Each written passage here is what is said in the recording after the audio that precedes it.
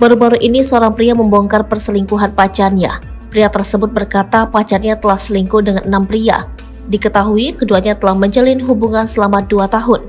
Selama 2 tahun itu pula si wanita berselingkuh dengan 6 pria. Dia itu sempat membagikan video sama memergoki kekasihnya selingkuh di akun TikToknya @ahhh.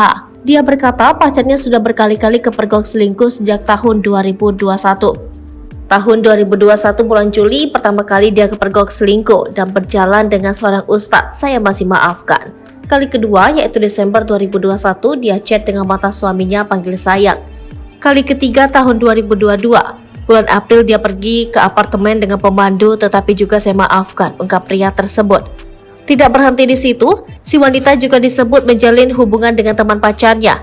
Lebih mengejutkan lagi, si wanita ternyata sudah menikah. Betapa terkejutnya pria itu ketika mengetahui pacarnya telah bersuami. Mereka diketahui menikah pada Maret 2023 lalu. Si wanita sempat meminta tolong untuk melepaskan dirinya dari sang suami. Akhirnya pria tersebut menolongnya.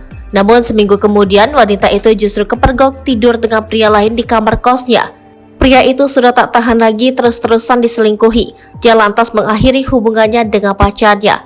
Video tersebut viral dan mengundang berbagai macam komentar dari netizen. Tak sedikit netizen merasa geram dengan kelakuan wanita tersebut.